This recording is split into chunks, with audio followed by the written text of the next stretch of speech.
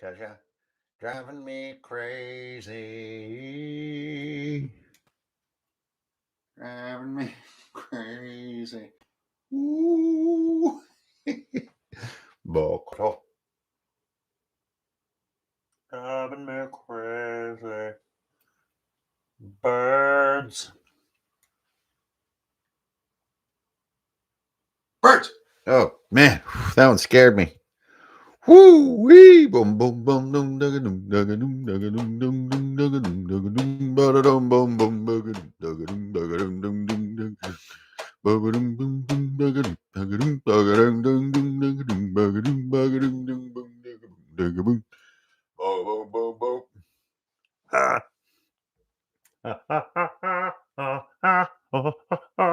I don't even know how the bell system works, but yay, you better click that bell icon if you want to like, subscribe, like, and subscribe. Mash that subscribe button so you like, sub, and subscribe, and then hit that bell so that you get all the videos when you like, sub, and subscribe. Subscribe to the subscribers. You better hit that like button because it has something to do with the algorithm. Like and subscribe. Hit that button. This is not what people want to see on the internet. This is not high value entertainment. You got to hit that like button. You got to mash that subscribe button and make sure you click the bell so that you can see all that's going on back here in this polar winter wonderland. You wish the camera could fly over there, but it's taped. It's taped where it's at. You are taped where you're at, sir. You will go nowhere, sir. You're taped right there. Greetings, programs. My name is Hanker Infernale. It's me, your old buddy Ingrid Bernal here. And all this wonder you're seeing, this same, it's basically like, yeah, it's a bit of almost a Squid Game-like experience watching Runehammer because you're in this stinking room all the time. Now, contrary to some rumors that have been going around, I do leave this room occasionally. Sometimes I have been known to leave this amazing, magnificent hall of creativity to dare the outside world. Someday, maybe someday, there will be a glimpse of me experiencing that world, but not today. All right, guys. Hi. Welcome back to the internet. It's Woden's Day. Odin's Day. It's One-Eye Day. Time to hang from a tree, look down in a pond, float some sticks, and call it an alphabet. You know what I'm saying? Okay, well, anyway, we are here to talk about game recaps, old school essentials. I'm going to get right in here. We're going to talk about game recaps. And why are we going to talk about them? Because we like this shit. Because we like this hobby. We like talking about it. We like thinking about it. We like doing it. Damn it. For some reason, it just eats your brain up, don't it? All this here role playing. You know what it does? It fills the grout between the tiles of life. That's what role playing does. You know, we all have shit to do. Let's be honest, okay? We got to run errands. We have to drive to see people we don't know, talk to those people in a civilized fashion without mentioning role playing and get things done. We have to drop off the dry cleaning, act normal, okay, the whole time. Then you got to walk the dog and pick up the poop. Don't poop and run. Don't be that guy. No. You got to pick up the poop. You got to come back. You got to exercise. You got to make your breakfast. You got to do the dishes, right? Those are the tiles of life. But role playing, it's the grout, baby. It's what holds the water in and holds the mold out. Anyway, wow. I'm here to recap the 8th session of our Crown and Skull game. Now, before we get into it, a quick announcement because the questions are flying. I'm hearing ricochets. I'm seeing gnats hitting zappers. It's crazy in here. I know a ton of y'all are waiting on those sweet, sweet Crown and Skull books. You can see them right back there on the shelf. Oop, there's one sneaking around right there on the shelf. They are almost to New York right now. So we are just looking at a couple more weeks, y'all. If you're on the Runehammer email list, check your inbox, fool, because we sent out the update today. And if you're not on the Runehammer email list, well, what the hell are you doing? Get your butt over there and sign up. I don't know what's going on with the hayseed accent today. It's really, is that offensive to anyone? I don't know. That's just like how I grew up. you know, I, we talk like that all the stinking time, especially if we're snowboarding. Then you're like, hey man, we all get on over there and pop them freshies. You know what I'm saying? Let's jib some gnar up in that bowl. Come on now, grab your stick and jump on the Gandhi, bruh. Anyway, wow, that was a deep cut. Okay. Anyways, get on that Runehammer email list. The books are going to be here. And for that other big question I keep getting a zillion of, can just anybody, any old riffraff on the street, roll in and order at the same time? And the glorious answer is yes. Once our crates and our pallets arrive, the pre-sale people are all going to get their stuff really quick, and everyone that will instantly be available or ready or allowed or can order.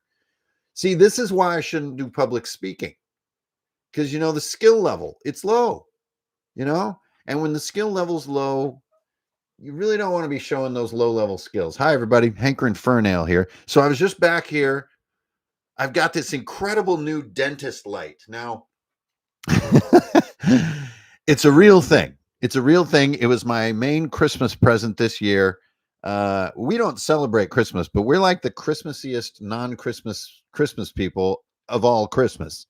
So I don't know what is going on with that, but I got this wonderful gift from the Rune wife. She gave me this incredible, like, dental quality magnifying glass and light, and it is a game changer for not just making stuff, but for documenting stuff. Like, I mean, y'all know me. I'm coming in on a decade of being on YouTube, making terrain and miniatures and game design and shit like that. And this is so tasty just for documenting setups and showing ideas in terrain. And YouTube is not necessarily the best format for that. So get over on Instagram and follow me. I'm runehammer.games over there. And that's where I kind of just throw up like photo after photo of like all my sort of work that I do, all my little setups and my little projects.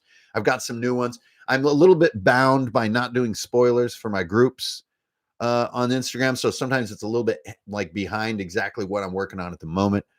Today, just for fun, I've got this kind of great like snow giant setup going that I'm photographing. Oh, it's just so fun with such a proper tool. Okay, I'm totally digressing. I'm starting to treat this YouTube channel like freaking podcast. You guys listen to podcasts? Because I listen to podcasts, and these mofos, they're taking the first 20 minutes of the podcast. What the fuck are they even talking about, man? They're joking about some guys, he pushed the wrong button on his dryer, and now his like Slayer t-shirt too small. You know what I'm saying? That's not why I'm here on the podcast.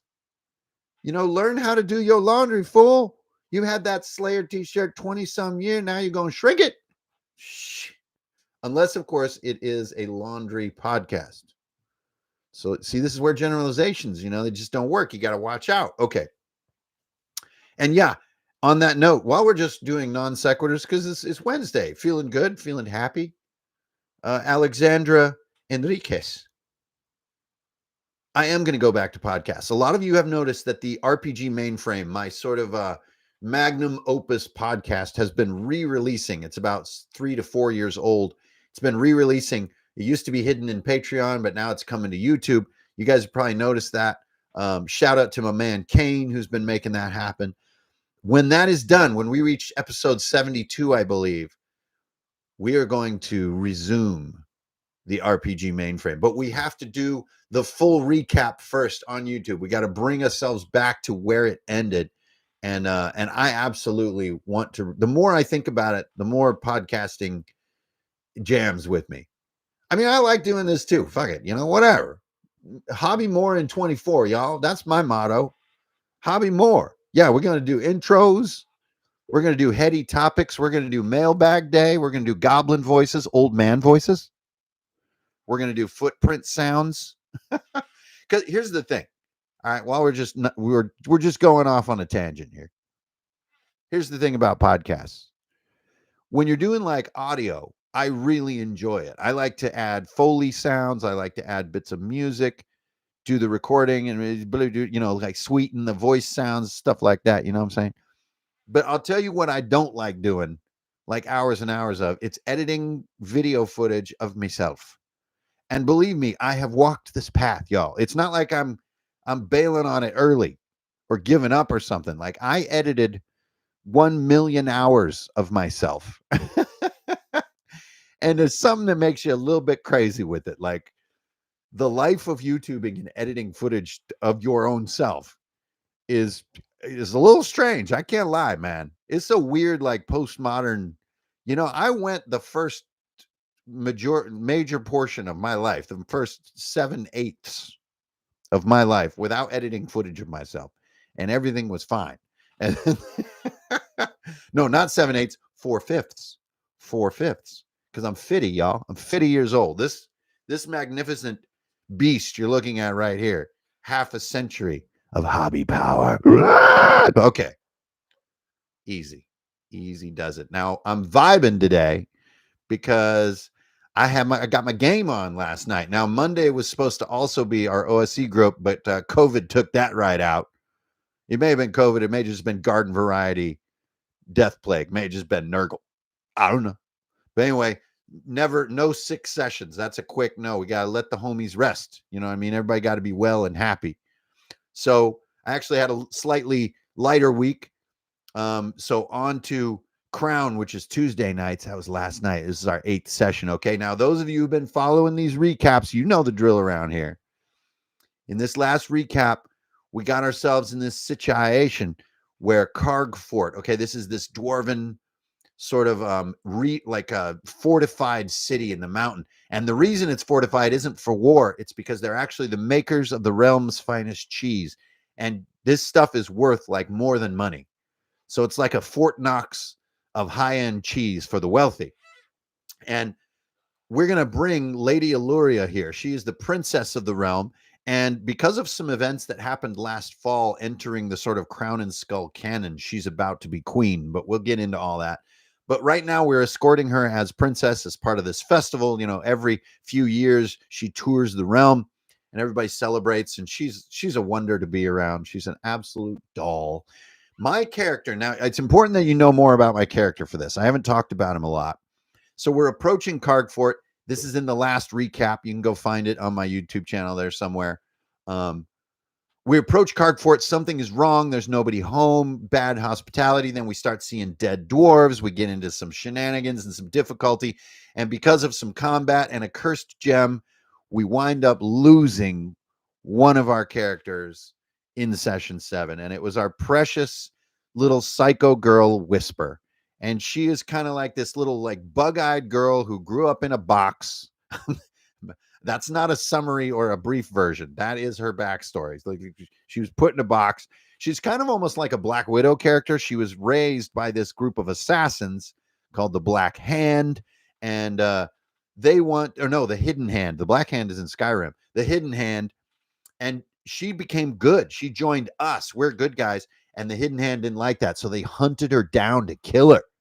Like she's not allowed to be good. They raised her in a box to be evil. So this isn't okay.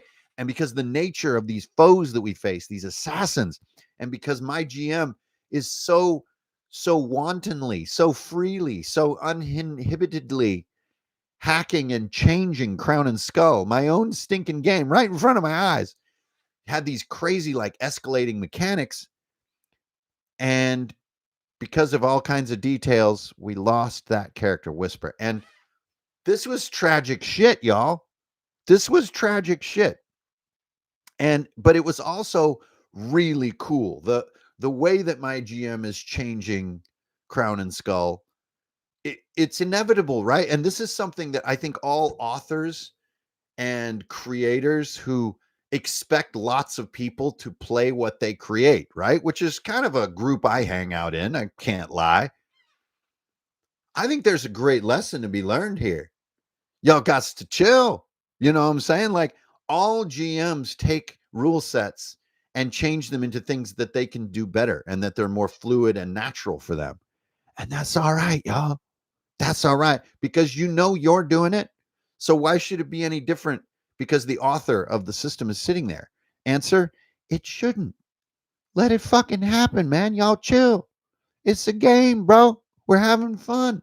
So it's been really cool to see it firsthand like that, to see your creation being mutilated right in front of you, but to dramatic effect. Okay. So, anyways, that's a little bit of the backstory. So we get captured right after this character dies, and we are brought before, well, sort of not entirely captured. We're in a meta state, somewhere between being outmatched and captured, but still walking around somewhat freely. So we go up to the top of this card fort. It's always the top, right? And the leader of the bad guys is there, and this is Killian Grimtoe. Fuck this guy.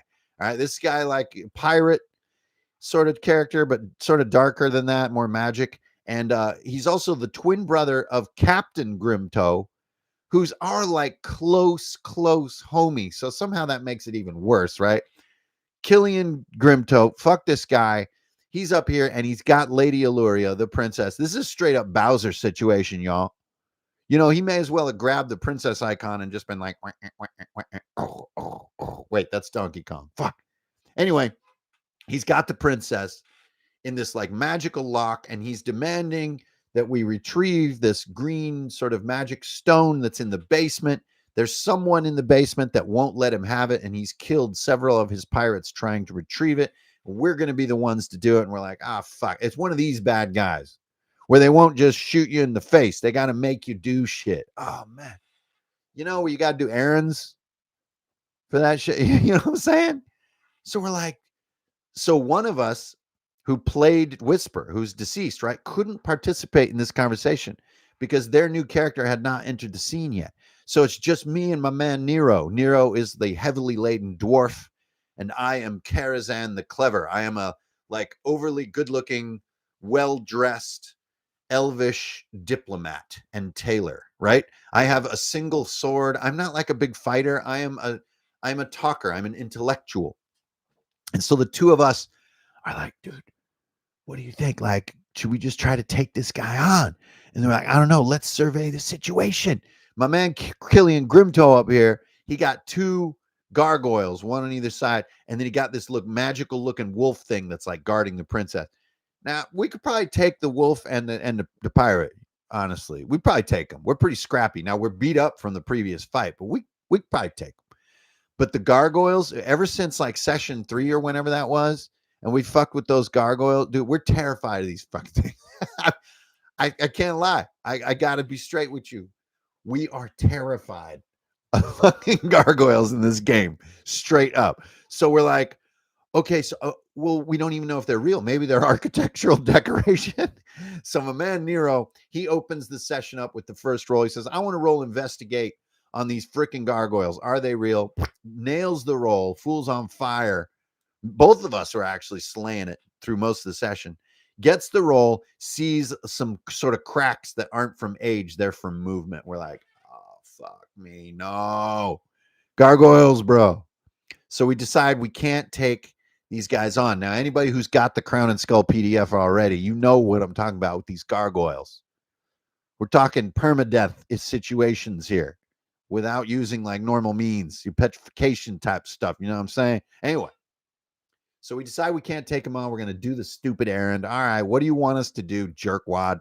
You want to go in the basement and we got to get you a rock? Okay, whatever. So then he brings out one of his lackeys, and that's our new character in our group, which is a little crazy, right? Because this is the boss of the person who just killed our best friend. And we're supposed to be friends with one of his lackeys? I'm like, nah. Now, this is just role playing between characters, of course, nothing but love for my fellow player. But I'm like, okay, you moralless brigand, you sell sword, lead the way, show us the way down to the basement, you scum. Your loyalty can clearly be bought for nothing. You know, we're being really hard on this character, but we had to. This friendship has to be built. That's role playing. Our friendship as players is tight as ever. So it's kind of a fun and interesting dynamic. Okay, so we make a bunch of rolls. We get down these rickety spiral stairs and all this kind of stuff. Again, throwing some photos up on Instagram of this stuff. We get down in there. We got a dungeon full of elemental monsters. Okay, I know that was a major jump right there, right? But we get down in this basement. There's like 6 rooms in this basement. And yo, We got like water elementals forming out of puddles, and then we got a rock elemental forming out of like a little pile of rubble, just coming at us. We're like, what the fuck is all this? What is this shit? Like, what? Why are there these things? So right away we have a survival situation. So this starts to form um, a little bit of a friendship with our sort of pirate lackey escort, because now we are friends only for survival, right? We're all fighting this stuff together. Okay, so we start taking these things on. We trap some of the water elementals in one room, and then we got this rock guy to deal with. And I basically appealed to him. So all of my skills with Karazhan are like oratory, showmanship, persuasion. Like I got multiple weapons when it comes to like talking the ear off of a monster. And of course, you know me, I like to role play this way. I like to be this kind of intellectual sort of never go up against a Sicilian when death is on the line kind of a thing. Vicini. So I basically talk this rock elemental giant thing in so many circles. I delay it as he's like, hey man, I'm just a pile of rocks with eyes. Yeah, I don't know exactly what you're talking about. Like he goes Korg on me, and I buy 3 rounds where he's a little confused. This lets us, now this is important for later, bypass a bunch of bullshit. So we bypass by running several water elementals, which are popping up all around us, and this rock guy, and everybody already knows where this is going. You're so stupid when you bypass monsters. You're so stupid. It seems like you're being so clever and so smart. No, no, no. You're an idiot. You're Leroy Jenkinsing it. But that's what we did. So we're going in. We're closing doors behind us. It's buying some time, but we're definitely being pursued. And you know what we realize? These forces are being conjured up by someone who is an enemy of the pirates that have been trying to take his shit from him, not our enemy. So we start getting in our heads, this guy's actually our friend. He thinks we're more pirates. Okay, so we gotta clear the issue here. So we get into the final room, and my man Jormund is over in the corner. He's like sort of a famous NPC from Crown and Skull, and he's like coveting this sort of jade pebble of power. And he's like, get back here. Nobody can come near it. I'm not giving it up. I've killed all these other pirates, and I'll kill you just the same. And then whoop, he uses his powers. He's like powered by this stone, kind of like a small scale infinity stone. And out pops, just for fun, I don't think my GM knew the name for it, but this magical panther that comes out of like a gem, right? And it's Guinevere from freaking Salvatore, right? From the Driss novels. Why not? Let's just make it Guinevere. Okay, cool. So he's got this huge magical panther. He sicks us on it. Our time is up. The rock guy and all the water elementals bash into the room, and now there's nowhere left to run. We have a huge combat on our hands and nowhere to go.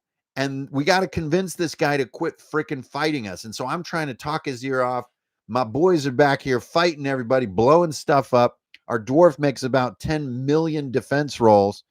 But even with this sick 2d10 hammer fool got, can't roll high to save his life. You know what I'm saying? You know how this goes, y'all. So I finally come up with this sort of idea to like deliver an opening strike to this guy and maybe snap him out of it.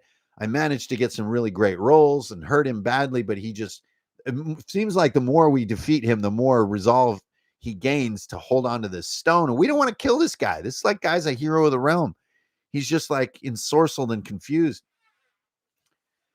So then this is where I wanted to talk about some mechanical stuff, but let me get through the story. Because of some mechanical stuff, this panther becomes the real issue. It is tearing us to pieces. So we have to change our focus. It seems like we can handle some of the elemental stuff, but this panther's bad. So we change focus on the panther. And because of some finally merciful dice, deliver some brutal attacks on this panther. And it's never good stabbing a pet. You know what I'm saying? That's not cool.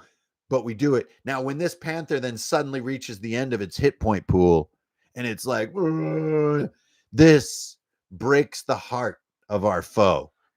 Pretty awesome, gotta say. So all these other things, these magical conjurations, he didn't care about them getting defeated. But the panther like going down and like bleeding this sort of magical sort of purple blood, and like slowly turning to dust, like Oogway mode, you know what I mean? This like broke his heart.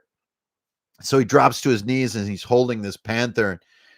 tears are falling down, and it's kind of, oh my God. But we did beat him, and then we're like, dude, I hate to break up this crucial moment, but we need this stone to save the princess. And even a hero like you is second to the princess of Thrin. Like, she's the lady of the realm, bro. We got to go save her. Like, there's no time. We were only given 2 hours to accomplish this mission. Get up. Sorry about the panther, but I'm glad you're snapping out of it now.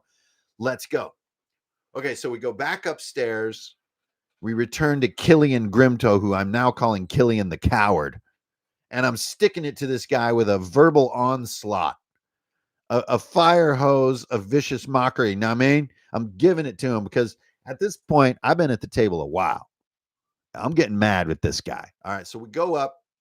The negotiation is extremely short. You let the princess go, you can have this stone, right? Because Killian Grimto wants the stone so he can get these powers. He wants to conjure elementals and be super strong and have a magical panther and stuff like that. So we're like, fine, take the damn stone. We'll let you go because we live by our word, but then we're going to hunt you down and kill you.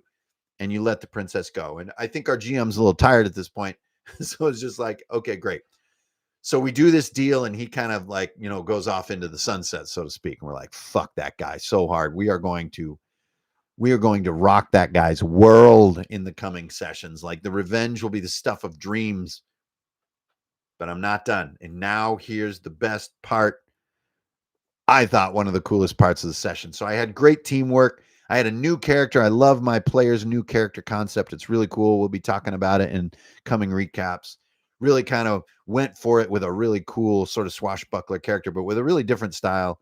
Our dwarf was a badass, just like being that defender character. Always cool to see that happening. I loved being my character. Got myself down to about as close as to being killed as I've been in these 8 sessions. I was really pretty much one attack from death, which is always exciting. So now here comes this ending of this session. Princess Illuria, my charge, my lord, my queen, as far as I'm concerned. This is my ruler. This is the person that I am sworn to. We set her free. Okay. Whew. It's the end of the session. People are leaning back. Things are starting to go into backpacks. And I say, you guys wait. I got one more thing. I got to do it. I got one more thing, you guys. And I hope everyone from the Runehammer Discord and all y'all who have read Crown and Skull are in the room right now, because I've been waiting 24 hours to drop this on y'all. Very excited about this. So I say, I got one more thing, y'all. Don't put your stuff in your backpack yet, baby. So I go up to Lady Illuria, Karazhan the Clever. That's my character. Now remember, Karazhan, for 7 sessions, I've been this upstanding citizen. I'm not into violence. I hide behind a tree most of the time. I use a sword as a gestural enhancement tool, not as a killing weapon. I remind people of their decorum in the presence of royalty. I remind people of the power of the order of law, and how the realm must lift itself to higher standards than the villains they pursue. Like, Karazhan is a noble, high-standing, straight-spined creature. But last session, right in front of Karazhan, right next to me, Little Whisper, the little girl who had been so loyal to our group, was cut down in cold blood. And now I had to do an errand for the guy that was responsible and watch him walk away because I'd given my word. Fuck that. So I go up to Princess Illuria. I take a knee and I demand of her in that moment. I say, Princess, I know it's out of my place and out of my station to make any demand of the likes of you, but I set my station aside. I demand that you offer me the choice here and now to choose between the crown and the skull. I demand you offer it to me. Bring out your rings. You are one of great rank and power. I know that you always walk this realm with 2 of these rings, with a crown ring and a skull ring in your pocket. Should this moment arise, well, it's arising. I'm here now. So Illuria says, okay, well, yes, I have them. She opens her hand. And I like spit on the rocks and the snow is blowing. Killian Grimtoe is nowhere to be seen. And I say, for vengeance, and no longer to be bound by my word, for vengeance on Little Whisper, I choose the crown. No, I choose the skull. And I think I made the same bumble when I did. I choose the skull. Y'all, I've been talking to my entire reader community. This is several thousand people for months about how I choose the crown. I am a good guy in this world, y'all. My characters are good guys. They fight for order and honor and living by your word. But there was something about the way that Whisper was killed that just hit me and my character right in the gut. And for 2 weeks between sessions, I was just waiting to scream out for the skull, because it's just such a 180 reversal for me. But I have to. I can't let that death be in vain, and I can't be hamstrung by my giving my word to these dastardly characters any longer. The skull, swearing to the skull and donning the skull ring, which right now is represented by this little rubber ring until I get a proper skull ring. That would have happily given me the freedom to break that agreement with Killian Grimtoe and end him on the spot. And now, thank you, Andrew. Karazhan the Vengeful. Karazhan the Wraith. So I've never done this with a character in all these years of playing. I don't think I've ever just totally flipped. You know, all this pomp and circumstance and all these rules and all this rank and royalty and lineage and yeah, it's all over. I set it all aside. I will drench my blade in blood to see Killian Grimtoe not just killed, not just slain, but worse. And that's the end of Crown and Skull Session 8. That was last night. Woo! You better put a fork in that one, baby, because it's done. All right. So really fun to recount that session to y'all. Again, you know, some of the most epic things in a game are just moments where things are said. They may not be miniatures, terrain, or mechanics, or games, or something from a book. It's something from right here, baby. Something from right here. So, man. Okay. So one of the little things I wanted to add on today before I open it up for Q&A, like we always do in these streams, is a little bit of a mechanical tidbit. This time called Enraged. Now, I told you guys all about Fixated last time. And last night we had a new mechanic called Enraged. Now, this isn't really a plug, but if you go on my Patreon in my 5th episode of my zine that I do every month called Hex, I do talk a lot about some of these kind of crazy hacks for Crown and Skull. Now, I know most of you don't even have Crown and Skull in your hands yet, so talking about hacks already seems a little bit cart before the horsey. But for those of you using the PDF to run your Crown and Skull games, well, you're going to love that. So go check out Hex issue 5. It's on my Patreon. Okay, so that's when we got into Fixated, but last night we had Enraged. So this is great. Enraged just basically said that when a foe takes a certain amount of damage, just like Bloodied in good old 4th edition D&D, they upgrade their attrition type. So those of you who know, in Crown and Skull, enemies don't really do damage, numeric damage. They inflict attrition, and attrition is defined by type. Basic attrition is just sort of disabling or damaging one of your items or your skills, but then you can really escalate it up to destroy attrition, which destroys equipment permanently, or you can get into stuff like brutal attrition, which is a dice value of skills and items, either disabled or destroyed. Like, it can get really spicy. And those of you who saw the last recap know about this. But Enraged was a far simpler version of it. And it was great. It was just like back in 4th edition with Bloodied, just having your GM announce this thing's enraged all of a sudden. Like it goes into a bit of like a heavier, it's kind of going nuts. It's such a nice binary state that it can do what a lot of us have been doing for years, if not decades in our games, which is escalating encounters as they proceed. So if anyone out there tells you that it's a new idea to have escalation occur during an encounter, both on the hero and the foe side, they're not doing their homework, because escalation is as old as the hobby itself. Mechanically, role-playing wise, everything. People have been doing this stuff forever. It is GMing and player mechanicking and game design 101. Battles should get more intense as they go.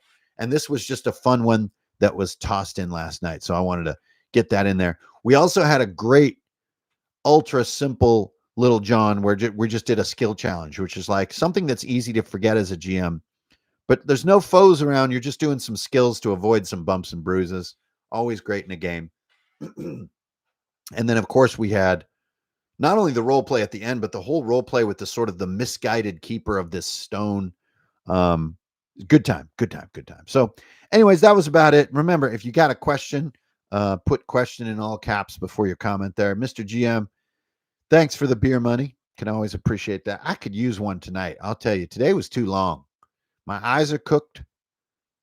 You know what I'm saying? I did a shit tons of writing today. I don't even know what kind of tear I'm on today. But I did. So yeah, I could use a nice cold beer tonight. Why not? Yeah, throw a couple questions up in that comment feed, will you? We got 70 beautiful souls chilling in this chat room right now. That's how old I am. This is a chat room. This ain't no YouTube live stream. This here chat room. Now I've been around a while. I'll tell you what, this here's a chat room. Getting your creativity out is very rewarding. That's one way to put it. Hey, Andrew, we're not talking about Crown and Skull Volume 2 yet because Volume 1 is only just now reaching people. So I know it feels weird. Crown and Skull took me so long to get not only done, but to get delivered and shipped. And I got to send mad props out to myself and my team. My man Kane and my man House DM over here. Between the three of us, we have basically built our own Kickstarter. We have relied on no prefabricated services and done our own pre-sale, done our own logistics, our own warehousing, our own shipping, our own customer service, our own email lists, our own everything, because we're fucking awesome. I've got a new phrase for it lately. It's called taking the stairs. That's how we do things here at Runehammer. We take the stairs. Is it a pain in the ass? Is it slow? Does it make you huff and puff by the end? Yes. But do you feel like a badass? Most of the time. Yeah, you do. So props to my people. Yo, what's this first one? Enriquez, have you talked about the follow-up books? Nice alley-oop. I haven't, and I won't. We'll talk more about the following Crown and Skull books when the first one gets in people's hands a little more. So don't get the egg before the chicken over here. Although, did you see that recent National Geographic shit? The problem is solved. There were chickens before there were eggs. We know the answer. It's 2024, y'all.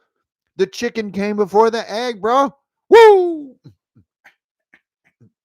It's the future. All the important shit is getting done.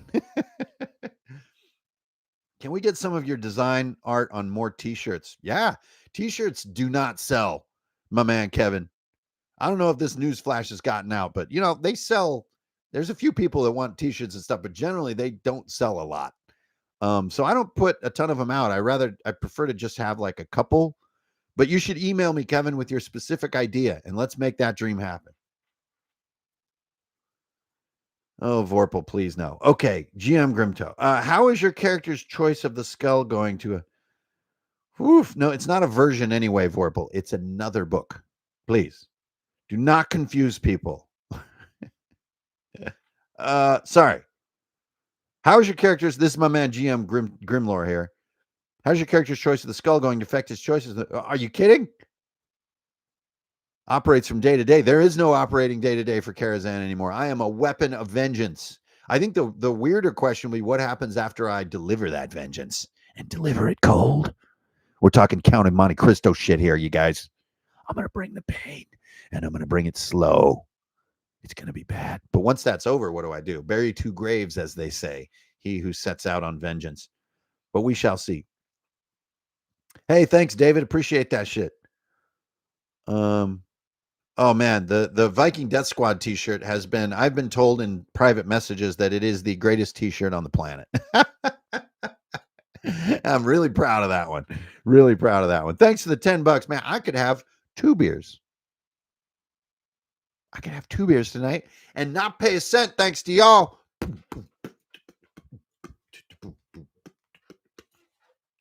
This is like the Kenan Thompson style of entertainment, right? He like says something and then he breaks down a little thing. What's up with that? What's up with that? Should DMs, this is a $10 question from a man Schwig right here. Take a Schwig. Should DMs lead the story along from people want the limelight, or is the responsibility of the players? Oh man, great question. Both. Absolutely both. Players should always be lifting each other up and showing love to each other. Straight up. No, it's full stop on that statement. Players should always be showing love to each other in the form of lifting each other up. If that's not happening, shit's crazy. I don't know what y'all doing. Second, the GM, yes, if it's just accidentally not happening, totally put a cap on one turn and say, what's your guy up to, man? We haven't heard from you in a second. Easy money. Easy money. Just be a good host to your friends, and it should all come naturally. My man Andrew in the spot. Do you think Hardsuit made way for Crown and Skull from a design point of view? No, I don't. I think Viking Death Squad really was more of the alley-oop of design to Crown and Skull. And those of you who have read Viking Death Squad, which you absolutely should, I really like it. Very proud of it. There's some fun stuff coming up with it too, but it has sort of some of the DNA that Crown and Skull has. It's just that Viking Death Squad is so freaking crazy, you know, like playing that week after week would be a little crazy. You know, like not everybody wants to be in a metal band. You know what I'm saying? It gets a little wild. So some of that came into Crown and Skull, but I also think Crown and Skull is just, it's a culmination of my work. I mean, like, you know, you guys don't know the last decade of me, but I've been doing this since I was a kid. And not just, you know, sort of playing D&D, but just like trying to design a system like so many of you out there. It's a part of the hobby, right? So I just think Crown and Skull is just a culmination. And also all those years of writing, the last like 7 years of writing that I've been doing, writing fiction and horror. My horror thing should be coming out this year. That really has helped my role-playing writing, which is my core thrust of what I do. And so I think it's just like that writing is evolving. And, you know, there's a lot of pieces to being successful as a role-playing writer, but to me, the core skill is writing. If you can do the art too, it's definitely a boost. But writing quality to me is paramount. It isn't PR. It isn't popularity. You know, it isn't like flashy, colorful stuff. It really is specific writing quality. And I think like it's actually even getting hard for people to even spot writing quality. I think we live in a world of real flim-flammy writing nowadays.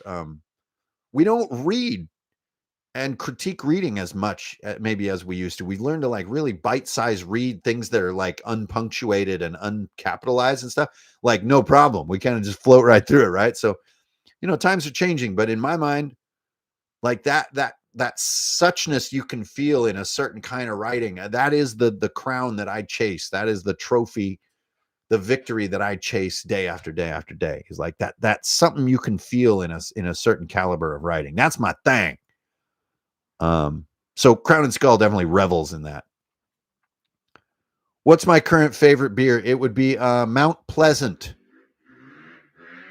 Mount Pleasant is one of the beers made by my man Colin, who is the owner of a local little tavern here over by my spot called Meeting House. And he is actually also one of the key brewers who invented, or not invented, but helped to master and refine a brewery called Tired Hands, for those of you who are familiar with. Also one of the world's most brilliant breweries. So my man is right here. I could just cruise over and get what I think is one of the best beers ever made right here in my neighborhood. And my all-time first or second place beer is, of course, Hofbrau Original. It's absolute legend. It's basically just golden sunshine water. Sorry not to pick a craft brew as my all-time favorite, but that's where I gotta be. Yo, Viking Death Squad is the best. Fuck yeah, man. Go check out Hex issue 6. And that is going to be played live by Bastard Quests, by the podcast here, coming up soon in a few weeks. Is Viking Death Squad album 2 on the horizon? Probably not. For reasons that will become apparent, my 2024 is relatively packed. I doubt I will be going deep. But I always say that, and then I want to get a synthesizer and mess around for a few weeks and take a break from everything. So who knows? David Posner, does giving a boss level baddie a hero coin? Oh, dude, I always do that. You know what you got to do, though? Put it out in the beginning. Don't pull it out and say, oh, this guy's got a coin. That's super cheap. So at the beginning of the engagement, just put that coin out on the table. And if anybody's curious, which they should be if they're perceptive players, be like, yo, this coin from a man over here. So just be aware of that. And I always do it. Sometimes I'll do 3 coins on a heavy duty foe. Absolutely do that. My man, Grimlord, back. So excited for the horror. Oh, yeah. Dead Time is the name of my anthology. Oh, I'm so proud of it. It's taking me forever to make this thing. So more on that coming this year. Hey, well, thank you very much for the kind words, man. Oh, nails. Red fruit. Fuck, man. The red fruit. That's a deep cut, dude. That was an audio story I did on Patreon like 5 years ago about an expedition in South America, and they all get mutilated. Because that's the level of complexity in my horror stories. Richard Gonzalez. What's up, my man? Yo, Hankrin, my Shadow Dark shipment. I know, I got mine. I think you can see it. It's right there. There's my Shadow Dark. CNS coming. Yeah, I mean, it's a golden age, right? What ink do you see in your fountain pen? Oh, I use Noodlers. Here. God. Here, production assistant, could you hand me that? Thank you. You should use Noodler's Quality Inks, an American tradition for over 100 years. There you go. That's my ink commercial. My Twisby. See, I got overalls on, so I got all my writing utensils are right here. I'm at that level. That's nerd levels, bro. Y'all, seriously, get yourself a set of Carhartt overalls and wear them when you're crafting. Seriously. Okay, here's my Twisby right here. Look at this battle beaten, brutalized. This thing has been absolutely brutalized. It broke on me and I had to super glue it. And now it looks like a relic from a bygone time. A bygone time. Father. Okay, anyway. Woof. I'll tell you what, you guys, it's so great to recap that session of y'all. That was super fun and exciting last night. Definitely had that glow. Anybody who plays on a regular basis knows what that's like. You come in, I don't know what's going on up on the top of this head. You come home and you got that like D&D glow going. You know what I mean? Like, and you're like dreaming about moving 30 feet and shit. Yeah. Yo, my man with all caps, for the love.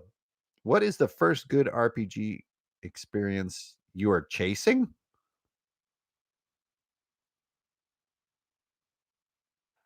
I'm not sure I understand. Could you rephrase the question, please? I don't know what you mean by first good RPG experience. I'm a little confused. I mean, we talking about my first good RPG experience, or are we talking about what kind of experience am I chasing? Could we get a clarification on the question, please? Yeah. Could we get the producers to a control booth? Could we get it? I don't know what you're talking about. My first encounter with role playing was a very, very long time ago. A very, very long time ago. In the mid 80s when things were really scary. I mean, it wasn't cyberpunk yet, but we were getting beat up like all the time. And no one was around. That's my summary of the 80s right there. You like the 80s, huh? You like the neon colors? You like the McDonald's? How you like getting beaten up every day? Huh? You like that? No. The satanic panic is not exactly what people talk about it today. It was a little different than what people talk about today. The jocks were hunting down the nerds for entirely different reasons. Entirely different reasons. Nowadays, the jocks pretty much won because now nerds are jocks. Right? I mean, come on. It's the old saying, if you lift and you're a nerd, you're unstoppable. That's a different discussion. You know, we never got a clarification of the question. For the love, just like bailed. He went all caps and then he bailed. Yeah, back in the day, everything was different, not just D&D players. Here we go. My man Pyrex137. That's a good, solid, cryptic username. Any thoughts on encouraging fan content licensing similar to the as yeah, I mean, just open yourself up to it. That's the key. If you got a system and you want people to write for it, be public, open it up, be kind, encourage people, help with their stuff, give them a badge to use, tell them they can do anything except copy your work word for word, and you're flying. David, there. Okay, yeah, there is no black Crown and Skull copy, by the way. You might be slightly confused. There is gray and there is leather. You, For the love is back, y'all. Do you feel like you're trying to feel the same excitement with your current game design efforts? No, no, I'm not a very. I see what you're saying now. What you're saying, chasing with your new creations that feeling that you got back when you started playing. No, not at all. I don't know about y'all, or if you guys know me that well or whatever, but I really don't go backward that much. I don't look back a lot. um I'm a very forward looking person, and I don't mean to say that as some kind of weird flex. I just tend to live in a this moment into the next couple hours kind of life. I'm a very short future kind of person. um I really don't. I mean, I can remember things.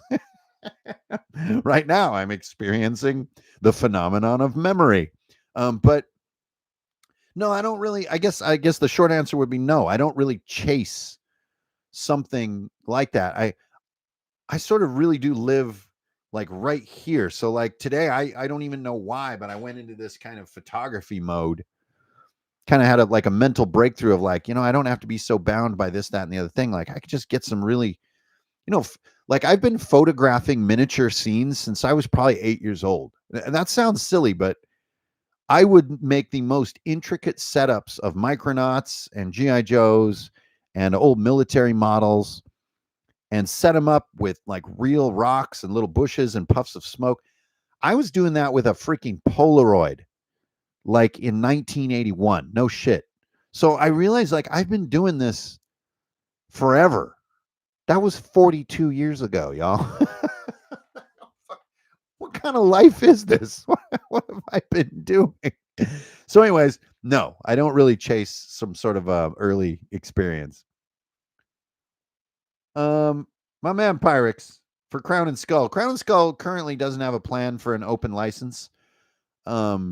I've walked that road, but it's so young. I mean, it's not even really in people's hands yet.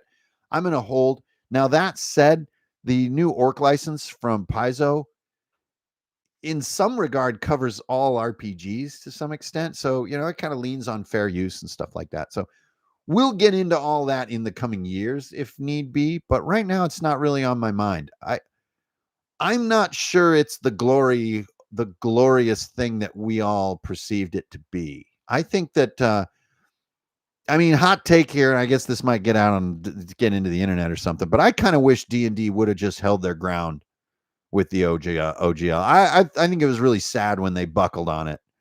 I think it would have been cool for them to just take all their IP back and just own it the hard way and say sorry, everybody. I think that would have been kind of badass, honestly, and forced us all into new creative avenues, which has always been my way. I think it would have been cool. And a lot of the people that I respect made that pivot, even though D&D caved.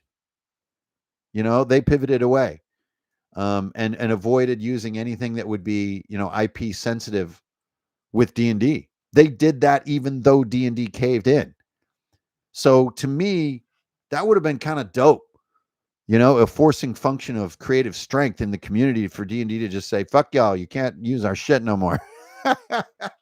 Now, is it a bummer? Would have been like a major roadblock for a lot of creators out there in a difficult time? Absolutely. I'm empathic to all that stuff, believe me. But yeah, I thought it was kind of weak sauce when they were like coming out swinging and then they went, oh, sorry, I didn't really mean it. Come on. Show some sand, will you, boy? Come on. So anyway, I know that's a digression, but I think that OGL question is a big one, obviously. 2023 and this OGL narrative. I mean, look at Bob the Builder's new video. It's like a creepy, like Netflix murder documentary about the OGL. So anyway, we'll get to all that later, after Crown has some maturity of its own. And it's role-playing books aren't like fiction books. They don't just come out and people read them and put them down. They have like a lifespan and they have a stickiness, and we need to let that sort of garden grow a little bit. That's a big answer for a short question, but thanks for the question. Appreciate it. Going from ICRPG to Crown. This is Typha. Hey, Typha, what's up? Thanks for all your active thinking on the Discord lately. I appreciate you. Going from ICRPG to Crown, what do you think your biggest game design philosophy evolution has been? Well, go further and further from the familiar would be the first one. Dare to try to visualize new things that still work. Don't make them new for new's sake. They got to be functional. But dare new frontiers. Be visionary and do it with verve and moxie. That would be the first one. The second one would be to really embrace narrative, to embrace fiction and prose and poetics and gravity. And those of you who have read Crown and Skull know that I am starting to blend my fiction writing into my RPG books. And you got to do this with care, right? Because you can't do a lore dump, as they call it. Lore dump is not a good word. That's a bad thing. Anything with the term dump in it is probably not great. So you have to carefully do this. But this is something I want to carefully do. I am, I think, very well equipped to do this task with taste and effect. And that's really what I want to bring to the table with Crown. So as far as design evolution, I think it's just keep looking really hard at the table and ask, what do you want to do? Like, what do you want to do? What is it that you want this session to be like? And, just answer those questions with a really frank and honest, almost like you're in a therapy session, right? Like, for therapy to work, you have to completely open it up and give brutally honest, 100% straight from the heart answers. And if you can do that as you look at your own hobby and what you love and hate about it, I think you can start to approach good design. I think the dysfunctional way to do it is to ask people what they would like and to sort of committee make a cobbled together thing of popularity votes and sort of like, this is a design of various pieces that people like and therefore they will like the whole. I think that's no more viable than having 10 people in your therapy session telling your therapist things about you. That's just bizarre. Like, I really think there's something deeply personal about it. You got to look at your hobby, and you got to, by the way, you got to be doing the hobby day after day, both as player, game master, maker, writer, painter. These are all pieces of what we do. And I really think to see some of these therapy level statements, which to me are where design comes from, you got to be in there doing it and being honest with yourself about what you like and what you don't like. And then be public and say your response, be a voice, so to speak. And that's one of the hardest parts for sure, especially nowadays, man. Like there's so many voices. I'm just one of how many talking heads in a rectangle on the internet right now, like thousands, hundreds of thousands, billions, I don't know. But valuing your voice is a big part of it, like, hey, I have a voice that matters, and that takes a little bit of gumption. I can't lie on that one. I want to have fun. Vorpal and these sort of like borderline troll statements. I want to have fun. Brian Quito on the Crown and Skull neoprene table mat store page. Hell of an intro there. The second picture of the product. Where do those pentagram playing cards come from? Well, get on Drive Through RPG and look up the Ghost deck. That is my custom poker deck that I designed. And while you're on Drive Through RPG, just search Runehammer. You'll see everything that I offer on Drive Through RPG. I don't spend a ton of time on YouTube telling everybody about all my things. It's not really my style, but they are out there. So if those poker cards are calling to you, by all means, go grab a deck. I keep my prices crazy low on there to try to keep those margins really low. So they're kind of as inexpensive as I can get them.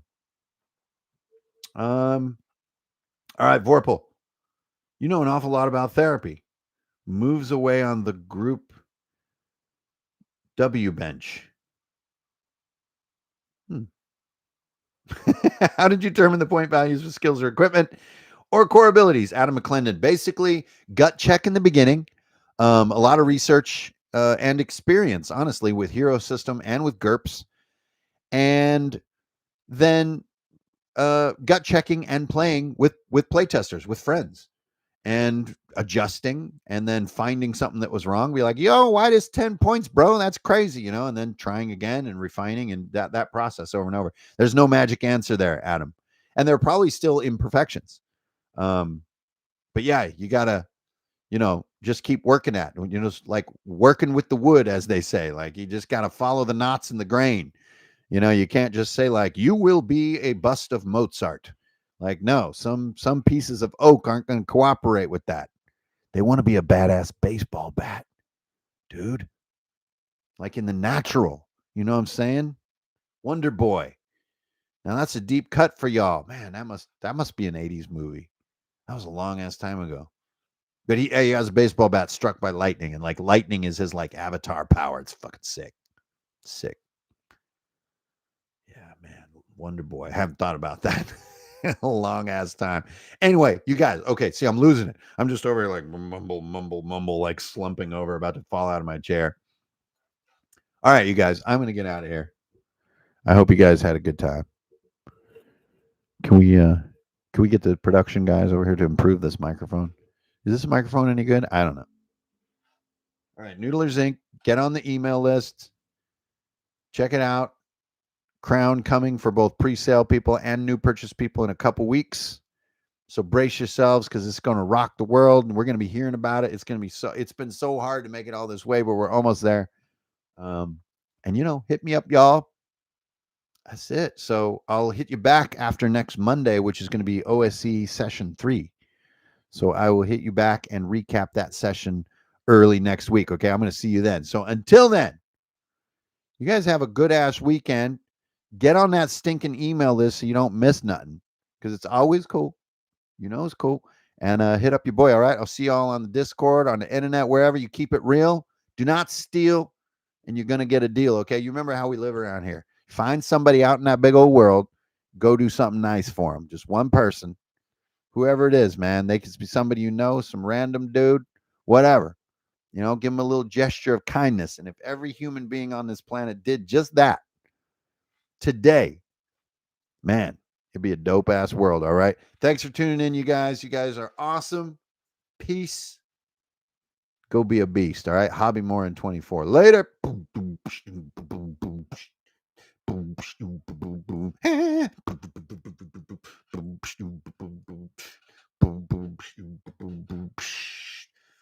This live stream has been brought to you by Noodlers Inc., an American tradition for over 100 years. Noodlers, it's best.